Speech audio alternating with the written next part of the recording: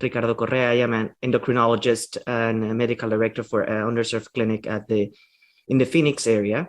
The holiday season is upon us, and unfortunately, so as a resurgence of COVID-19 pandemic in Arizona.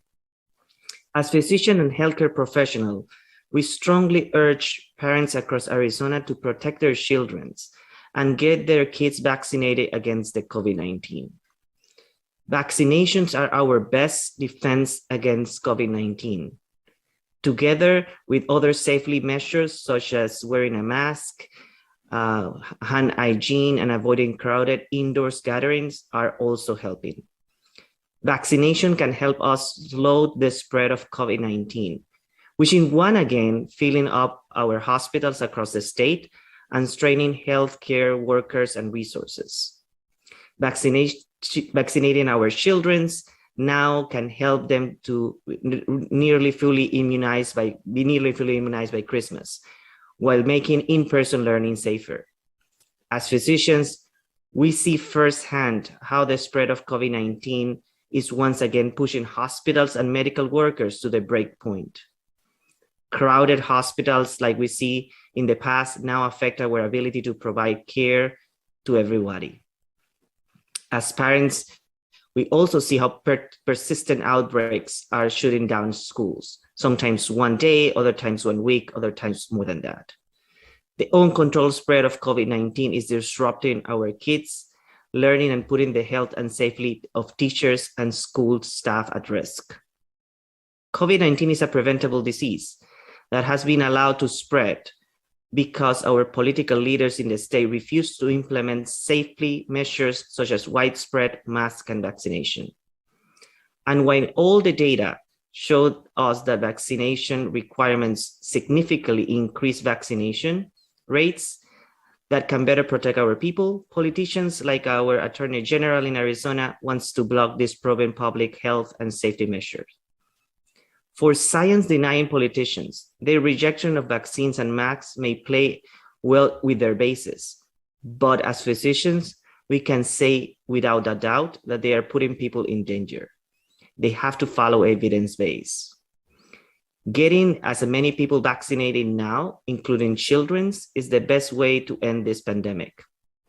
The longer we delay and the more barriers to vaccines and masks that politicians put up, the more prolonged the pain and suffering to many of our fellow Arizonians having endured for the nearly 2 years now. Millions of children aged 5 to 11 have received COVID-19 vaccine, which is safe and effective and critical to our effort to slow down the resurgence of COVID-19 so we can truly turn the corner in this pandemic and be safe for the holidays. I'd like now to invite my colleague, Dr. Carla Guerin, to say a few words. Thank you, and thank you for having me here today. My name is Carla Guerin. I am an emergency medicine physician in Phoenix, Arizona. As physicians on the front lines of COVID-19, we are very concerned about the volume of very sick people flooding our hospitals. Just yesterday, during my shift in the emergency department, I cared for so many patients with COVID-19 that I lost count. Arizona hospitals are rapidly running out of capacity in this new COVID-19 surge. Late last week, 94% of all inpatient beds and 94% of all intensive care unit beds in Arizona were in use. This is visible in every emergency department in Arizona. Patients are waiting hours upon hours to receive care in the emergency department. Patients admitted to the hospital wait days before moving out of the emergency department. Patients requiring specialty care at a different hospital wait days before they can be transferred and get the care they need.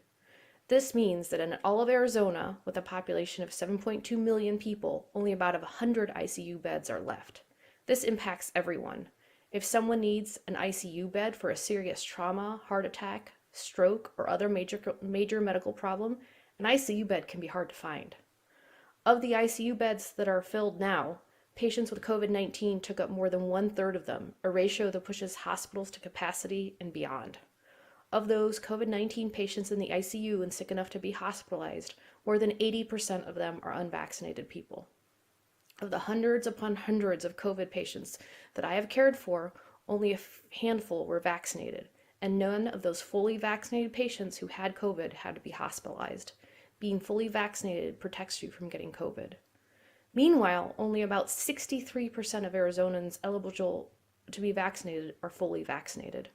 Only 6% of Arizona children 5 to 11 have been vaccinated after Pfizer's COVID-19 vaccine was authorized for emergency use in that group earlier today. The day after the COVID-19 vaccine was authorized for children 5 to 11, I was in line with my 6-year-old to get her vaccine. She knows that a small pinch is worth it to avoid getting COVID. In comparison to Arizona's 6%, the national rate of 5 to 11-year-olds vaccinated against COVID is 10%. We can and must do better. We urge parents to talk to their children's doctors about being vaccinated. The Arizona Department of Health Services offers a vaccine finder on its website. COVID-19 vaccines for children are also available at local pharmacies. COVID-19 is a preventable disease, and we have the power to take safe, effective steps that can protect ourselves, our loved ones, and everyone around us. We know that widespread vaccinations, mask wearing are simple and safe, effective ways to prevent COVID-19. It is the responsibility of each of us to keep each other safe during the holidays. Only one sick person at a holiday gathering can make many others sick. I have seen COVID-19 ravage families, leaving children without parents and grandparents and putting children in the hospital for months. Getting adults and children vaccinated against COVID-19 is our best path out of this pandemic. While we understand parents may have questions about the COVID-19 vaccine, the fact is that all the evidence indicates vaccines are safe and effective, and more than 2.6 million U.S. kids between the age of 5 and 11 have now been vaccinated safely. My 6-year-old daughter cried a little after her vaccine. This stopped with the mention of ice cream. I cannot wait for my 3-year-old to be eligible for his COVID vaccine. I know the potential consequences of my children getting COVID-19 are much worse than getting the safe vaccine. As physicians, we strongly encourage anyone with questions about COVID-19 vaccines to please get information from their doctor and not from social media or anti-vaccine politicians. While some state leaders have spread fear about vaccines and try to divide us about COVID-19 protections generally, it's not too late to get the facts and make the safe choice that will allow us to celebrate the holidays and start the new year with good health. I'd now like to invite my colleague, Dr. Katie Harrell, to say a few words. Hi there, everybody. Good morning, and thank you so much for being here today, the same day that our state leaders are actually meeting with hospital officials because of the shortage that we have of beds here in our state. My name is Dr. Katie Harrell. I practice family community medicine here in Tucson, Arizona. Under the failed leadership of Governor Ducey and our Arizona state legislature, Arizona sadly has become the only state in which COVID-19 is the leading cause of death currently. The state has also fought both mask and vaccine mandates, even using our taxpayer dollars and resources in court, defending an unconstitutional law that prohibits mask mandates in our public schools.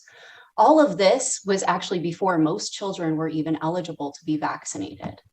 It's clear that Governor Ducey and Republicans in our legislature are doing all of the wrong things to keep Arizona families safer, and in fact are willfully putting people's lives in danger with their hostility towards proven public health policies, which can get more people vaccinated and help to protect our communities. Vaccines are essential to everyone's safety, the individual getting vaccinated and those that are around them. When more people are vaccinated, the virus that causes COVID-19 has fewer hosts left to infect and multiply in, which drastically reduces community transmission. Arizona still has a long way to go to achieve this effect and stop the virus in its tracks. Vaccines reduce the likelihood that individuals will become sick and protects them from becoming seriously ill or even worse, dying of COVID-19, which we've seen plenty of through the course of this pandemic.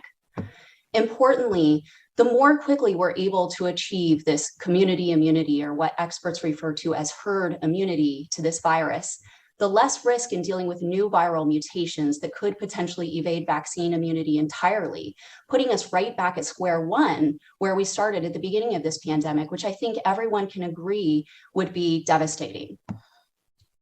Ultimately, vaccinations prevent the COVID-19 virus from spreading, replicating, and mutating in ways that allow it to become more resistant to vaccines. Now, in addition to dangerously crowded hospitals, another area where unchecked COVID-19 spread can affect families throughout our state is in our schools. Arizona schools continue to struggle against COVID-19 outbreaks with abrupt closings that send children home, leading to quarantines and disrupting classes. This also grossly disrupts important educational and social learning opportunities, which directly impacts the development of our state's children. School staffing shortages are worsening in the pandemic, with nearly 26% of teacher vacancies in Arizona unfilled, and 55% of vacancies are being filled by teachers who don't even meet the state's standard certification requirements. Let me be very clear that this is not a failure of our public school system, but rather a failure of our state's leadership to heed the science and implement simple science-based mitigation measures. This was avoidable, but our governor and legislature are encouraging this to happen and to continue to happen. Meanwhile, COVID-19 has also pushed up childhood deaths in Arizona, directly killing and contributing to dozens of dead children. As a physician and parent, I know that my heart is going to be with these families throughout the holidays, mourning such a tragic and preventable loss during the entire holiday season. Vaccinating as many children and adults now is how we keep our schools open so that children can learn in person safely without sudden closings that will affect all families and disproportionately impact low-income, underserved families throughout our state and in our communities. When schools suddenly close because of COVID-19, there are many parents who can't afford the luxury of time off or costly childcare, and we still have a major issue with access to internet for remote learning as well. The best gift that we can give our families this holiday season is we're not worrying about whether or not they'll get infected with a virus that is easily preventable and has sickened 1.2 million Arizonans to date and is now the leading killer in our state. To Arizona parents, please, please ignore the politics here and don't listen to disinformation. Talk with your family doctor or pediatrician about getting vaccinated. We are vaccinating our children, and we want the same protection measures for the families that we love and serve. Widespread vaccines now can help to make the holiday season a little bit safer and merrier for all Arizona families. Now, I'd like to pass it off to Dr. Correa, who will offer some remarks in Spanish. Thanks so much, Dr. Harold. Como saben, la población hispana representa casi un tercio de la población en Phoenix y más o menos 30% de la población en el estado. Es muy importante que ahora que comienza la temporada navideña que empecemos con el uso de las vacunas para los niños entre 5 y 11 años, porque desafortunadamente estamos viendo un incremento en el número de casos de COVID-19. Como médicos y profesionales de la salud, instamos a los padres de niños en Arizona que protejan a sus hijos y que la mejor forma de protección es que se vacunen contra el COVID-19. Las vacunas son nuestra mejor defensa contra el COVID-19, junto con otras medidas de seguridad como lo son el uso de mascarillas, el lavado de manos y el evitar reuniones interiores con mucha gente. Las vacunas pueden ayudarnos a detener la propagación del COVID-19, que una vez más está llenando nuestros hospitales en Arizona y agota los recursos y los trabajadores de salud. Vacunar a los niños puede ayudarnos a estar casi completamente inmunizados para Navidad, que es lo que queremos, y ayudar a hacer que el aprendizaje en personas de nuestros hijos sea más seguro. Como médicos, vemos cómo la propagación del COVID-19 está empujando una vez más a los hospitales y al personal de salud al límite. Los hospitales están llenos, como lo vimos al principio del año, y afecta la capacidad de poder brindar una atención médica adecuada.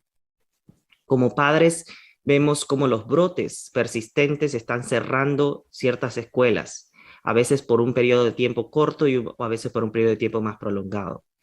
La propagación incontrolada del COVID-19 está interrumpiendo el aprendizaje de los niños y poniendo en riesgo la salud y la seguridad de los maestros y el personal escolar. El COVID-19 es una enfermedad prevenible que se ha permitido que se propague sin control porque los líderes políticos en el estado de Arizona y la legislatura se niegan a implementar medidas de seguridad como mascarillas y vacunas generalizadas y mandatorias. Y aunque todos los datos nos muestran que los requisitos de vacuna aumentan significativamente la tasa de vacunación, que pueden proteger a las personas de nuestro estado, los políticos, principalmente el fiscal general de Arizona, quiere bloquear esta medida probada que la evidencia ha probado en la salud pública e inseguridad. Para los políticos que niegan la ciencia, su rechazo a las vacunas y mascarillas pueden jugar un papel importante con sus bases. Pero nosotros como médicos podemos decir sin duda que están poniendo a la gente en peligro. Vacunando a muchas personas ahorita, incluyendo a los niños, es la mejor manera de salir de esta pandemia. Cuanto más nos demoremos y más barreras hacen los políticos a las vacunas y a las mascarillas, más vamos a prolongar el dolor y sufrimiento que muchos de nuestros compañeros arizonenses han soportado casi durante 2 años. Millones de niños en todos los Estados Unidos entre 5 a 11 años han recibido la vacuna del COVID-19. Hemos visto que es segura y eficaz, y es fundamental para nuestro esfuerzo para ralentizar el brote de COVID-19 para que podamos realmente dar la vuelta a esta pandemia y estar seguros para las vacaciones navideñas. Es muy importante que nuestra comunidad latina entienda que la vacuna es segura y eficaz y que es la mejor forma para prevenir el COVID-19. Muchas gracias. Thank you, Dr. Correa, and thank you, Dr. Guerin and Dr. Harrell as well for your remarks. We will now open it up for questions. If you have a question for any or all of the physicians, please feel free to ask that now. You can use the chat function or the Q&A function are the easiest way. So one of those 2 ways, and we'll give a few minutes for folks to be able to ask those.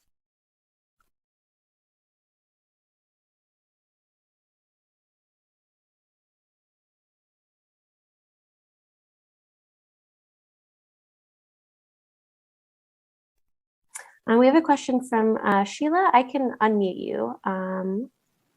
One moment. Go ahead and ask your question. Good morning, I'm Sheila Varela, reporter with Univision Arizona. I would like to ask a question in Spanish for Dr. Correa.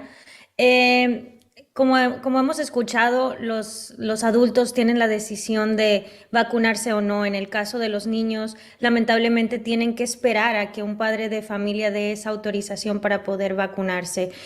Sabemos que ya han instado a los padres de familia de cierta manera a hacerlo, pero doctor, un último mensaje que usted tenga para los padres, porque como sabemos, una vez un niño ingresa a un hospital por complicaciones de COVID-19, tal vez la recuperación no sea tan inmediata como ellos piensan. Entonces, podríamos indagar un poco en qué tan difícil o peligroso podría ser que un niño ingrese a una sala de hospital en este momento con una sobrepoblación de pacientes. Sí, muchas gracias, Sheila. Muy importante algo que mencionas, es lo difícil que es, primero que todo, que un niño ingrese por una enfermedad prevenible en estos momentos a la hospitalización. Uno, es la limitación que tienen para ver a sus familiares, porque no pueden entrar muchos con ellos, o sea que va a estar una persona solamente con el niño. 2, las complicaciones de la enfermedad a largo plazo. Quizás a corto plazo la complicación puede ser que salga, lo más probable por la edad que salga de la enfermedad, pero no sabemos a largo plazo el adquirir el virus, qué complicaciones no puede tener. Entonces, todo esto es muy importante cuando se le explica al niño, porque la forma más adecuada es explicándole al niño la situación, por qué es importante que se ponga la vacuna, para que así pueda entonces continuar su vida normal y que así podamos todos, el resto, poder regresar a lo que llamábamos aquella normalidad. Entonces, la educación a los niños es muy, muy importante en estos momentos para poder que entiendan el poder de la vacunación y por qué queremos que se vacunen para que poder erradicar la epidemia. Thank you so much, doctor. Thank you for the question, Sheila. We have time for more questions. I'm not seeing any yet, but we'll wait just another couple minutes if you'd like to chat your question or drop it in the Q&A. Also, in the meantime, I will say we are recording this, so I can share the recording with the email addresses that registered for the Zoom today. We have yes, I will share the link to the recording for everyone, including you, Victor. Thank you. Steve asked in the chat, any suggestion on how to overcome a parent's vaccine reluctance? That's for anyone who'd like to answer. I can speak to this one because I am actually rolling out the vaccines in my practice. You know, vaccine hesitancy is not something that's new. Unfortunately, it's something that many of us in primary care have been dealing with for years and years.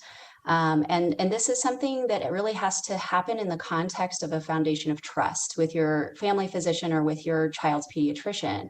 So, you know, if you have that foundation of trust, if you have concerns, then you know that this person that you're going to for expert advice is going to be able to share with you the most important aspects of the vaccine safety, the data around the clinical trials that included our children 5 to 11. And then, you know, if you're seeing a physician who has children, ask them if they vaccinated their children. I have 3 children. The day the vaccine was available, my children were there at 8 a.m. to get their vaccines. This is not an abnormal thing. This is the norm amongst physicians because we have seen just how devastating this virus is. We have seen the devastation it has caused to families. Just today, AZDHS released that we have 120 new dead cases here. And that's absolutely heartbreaking. We're going into the holidays and there are 120 families that are grieving that their lives have been turned upside down because of the mismanagement throughout the course of this pandemic. The vaccines are safe. They are very effective. You always have to look at things through the lens of a risk versus benefit. And we know that the risks of getting COVID-19 and being infected with COVID-19 far, far outweigh the benefits of being unprotected, and vice versa, that the benefit of the vaccine is that you are going to mitigate the risks of the virus and the infection. So make sure that you talk to a physician that you trust. I think that the trust is really foundational and it's very critical in getting transparent information and making a decision that is informative. Thank you, Steve. That's a great question.